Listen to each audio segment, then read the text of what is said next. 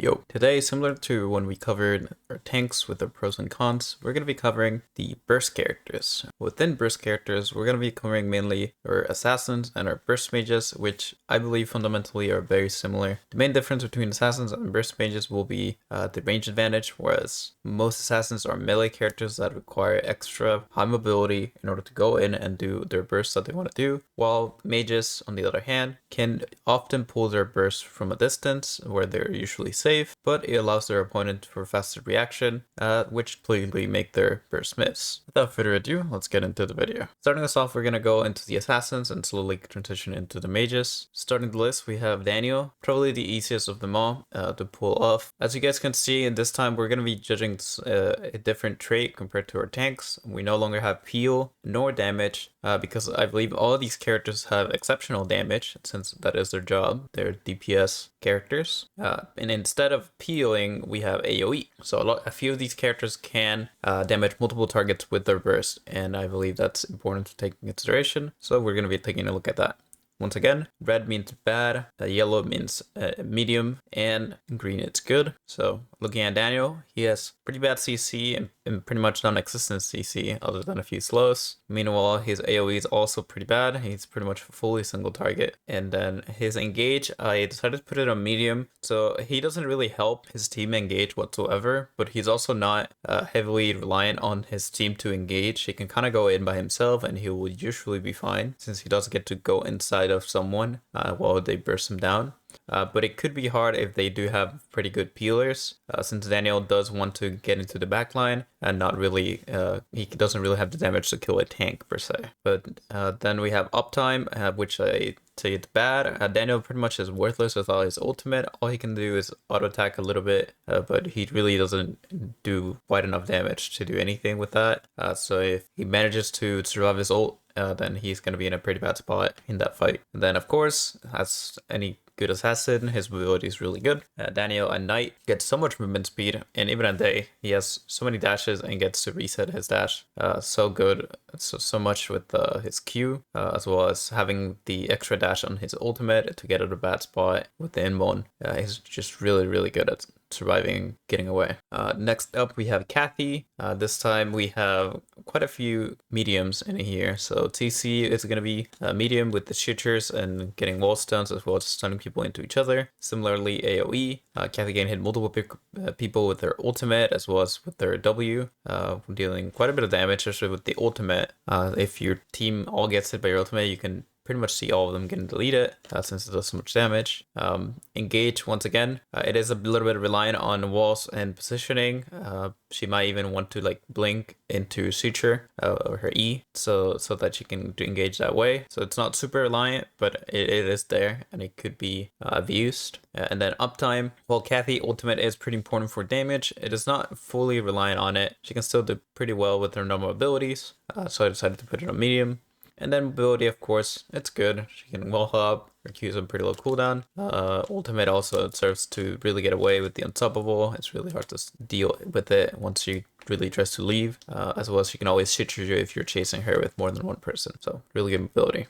Next, we have Shoichi, probably the hardest one to pull off out of the assassins. CC, bad. He has absolutely no CC. AoE is a little bit of a question mark. So the thing with Shoichi is that it all depends on how the fight turns out and how well the Shoichi plays and how much he focuses on this. So I don't really know how to judge his AoE, because he definitely has some AoE to him, but it is very situational. So I don't really know if I can properly judge his AoE. So I'm just going to put a question mark for now. But just know with Shoichi in general, everything about Shoichi, it just depends on how good the Shoichi is. So if you're an exceptional Shoichi, you could have pretty decent AoE, and otherwise you don't necessarily need it as long as you kill your target.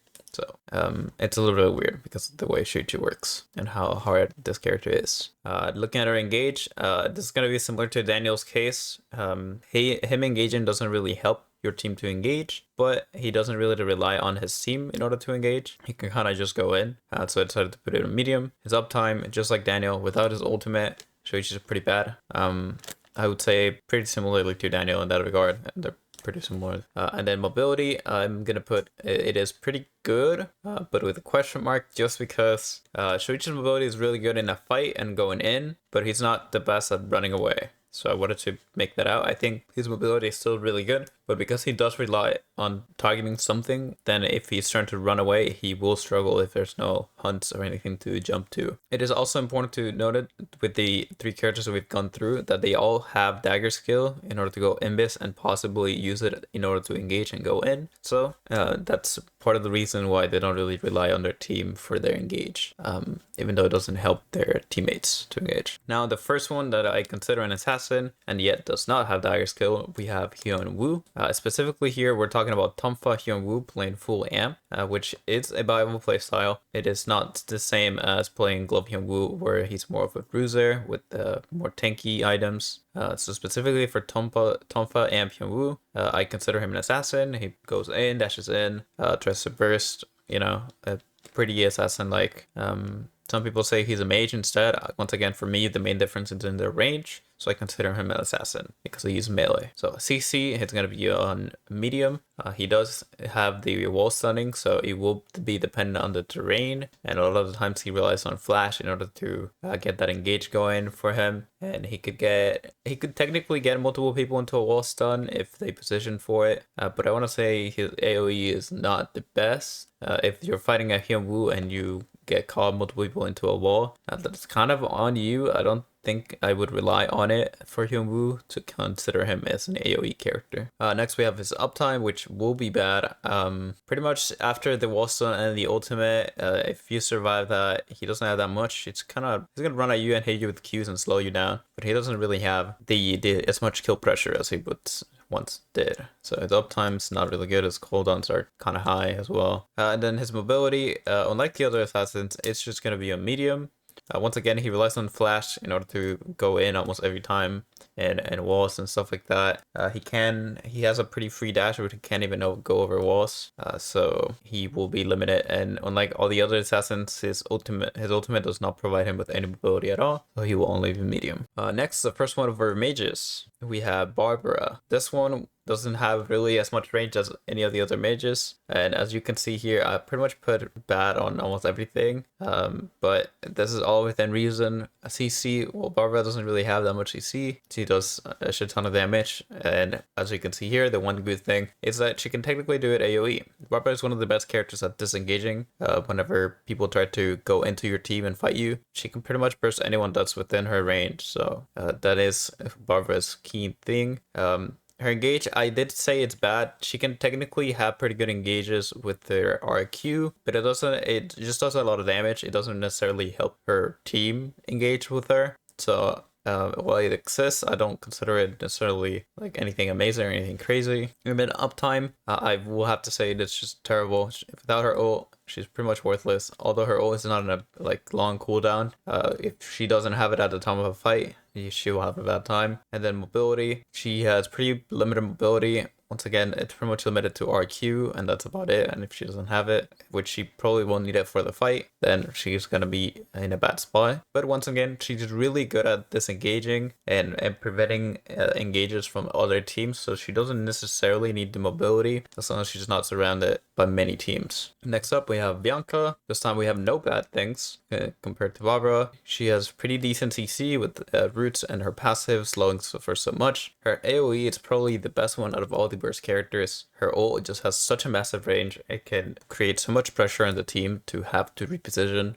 in a fight. Depending on where you're fighting, it could be impossible to avoid, or you could just get rooted when you're trying to avoid it. So definitely one of the best AoEs in the burst category. And then with that, the engage, once again, creates so much pressure. She can kind of just go in, has pretty much no risk because she can just go into her coffin right after. And if anybody stays in her ultimate, it's the full heal. So really good engaging tool for everybody within this burst. I will say her actual damage can be easily avoidable unless you get really good roots or your team follow-up is really, really good.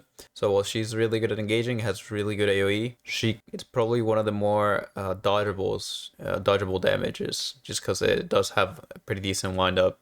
But you do have to react to this character appropriately, otherwise you will be in trouble. And then uptime, she does rely on ult quite heavily, but she is still pretty strong without it and can still put up a fight. So her ult is her strength, but she's not useless without it. And then mobility, she pretty much has just a normal dash, can jump over walls. It does cost a little bit of HP if she doesn't hit anything. So if she uses it to run away, it will consume a bit of HP, but it's nothing crazy. It is not the fastest dash either. It's on the slower end, but it's still decent enough. Next we have Adela. So Adela CC is gonna be on the good end, especially for a burst character.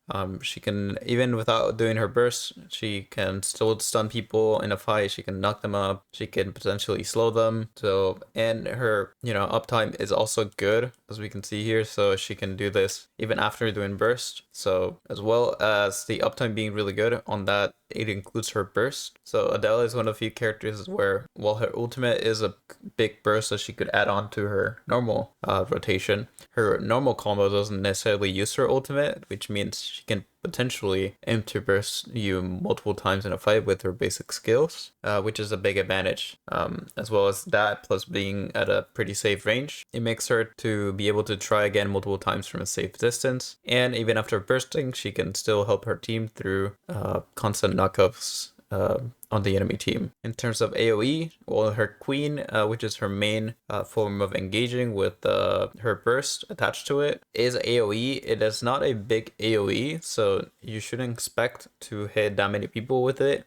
But that combined to her ult, which is a pretty decent size, I do want to say she has pretty good chances of doing AoE damage. And her engage, I will say, if you do have vision of her, it is pretty predictable and easy to it's pretty easy to dodge if you have vision of her. But if you don't, or if she has blink or something to throw you off, it can be a pretty good engage tool. It's just not super reliable, so I decided to put it on medium. And last but not least, the mobility. She has, once again, a pretty normal dash. She does have to use this in her burst, so it's not super amazing mobility in that regard, especially in combat. But out of combat, she can hop walls. It's pretty good distance. It's not on a long cooldown, so I want to say her mobility is pretty decent. Next up, talking about mobility, we have someone with terrible mobility, Nathapon. He has amazing CC, especially with the ult getting stasis. It can be an amazing engage from a very long range in order to get a massive stasis. If you play League, you can think of this as Bard ult. It's essentially the exact same thing, and can follow up into his combo, which if he has Bard ult, it's just like Adela, where he doesn't need his ult for his burst, which can be really good. As we can see, his uptime for that reason is super good. She can burst people on a very low CDs and rotations of combos over and over without the need of his ult whatsoever, which is really nice. He does have pretty decent AoE, but it's nothing amazing. Especially his main combo is mainly single target with just a little bit of AoE. And he can, once again, engage. Well, his ult is a pretty good tool to engage. He can still just engage with the raw E and then start his combo for that. So it's not like it will affect his engage uptime just because he doesn't have ult. With this said, his mobility is pretty terrible. He has no dashes whatsoever. If people want to force him to fight, they pretty much have to, unless he tries to like ult you in order to leave. But even then, you can still just dodge the ult or chase him afterwards, and he will pretty much have to do something about it. Once again, similar to what I said with Barbara, you do have the tools to disengage out of if someone tries to fight you, but if you're surrounded by teams, you will be in trouble. And then last but not least for today's video, we have Tazia. Tazia is one of those characters where I wasn't fully sure if I should have included them into the burst category, because she technically was in the battle mage portion of my previous videos on who to main rather than the burst section. But I consider her burst with her ultimate to be enough to deserve a spot here in this video, so I decided to do it. With that said, her CC, pretty good CC. She gets to stun with the little wall, as well as many knockups that she can pull off with her Q repeatedly. Her AoE is pretty decent, but nothing super crazy. And I will say her engage is nothing super good. If she manages to charge up her Q, she technically has a chance at it, but for that, the fight must have already started, so I can't really call it an engage at that point. And her W is has a pretty decent delay for you not to get hit by it, so I can't consider consider it engaged in my opinion. Meanwhile, her uptime, once again, well, her ult has a massive burst attached to it. She can still do all her other abilities and still pull off massive damage without them. So I consider her uptime to be really good even without the ult. And mobility, this is going to be similar to Shoichi, where I think in a battle her mobility is really amazing and she can move a lot and be really annoying to catch, as well as be generating shields all the time. But if she's trying to run away, her mobility is a little bit less. I still consider it good, especially because she can just get away by dashing once away and then putting behind her like a wall or anything, as well as just kiting you with Qs. So it's not like her ability is bad by any means. It's pretty really, really good, but I needed to make sure to inform you about, the difference between in combat versus out of combat for her mobility. Definitely nothing similar to Shoichi in terms of how bad it is, because she can definitely get away very easily compared to Shoichi. So definitely good mobility. Yeah, that was it for this video, and let me know in the comments below what you think. I decided to combine this video once again because the two categories of mages and the assassins were so very similar, plus the assassins tier was kind of very small. So I didn't want to make a video just for itself, but maybe in the future if I will just do small videos for small categories if I think it's more appropriate. So let me know which one you would like to see next for which category to cover, and I will get onto it. Thank you so much for watching. Leave a like below and subscribe, and I'll see you guys in the next one. Bye bye.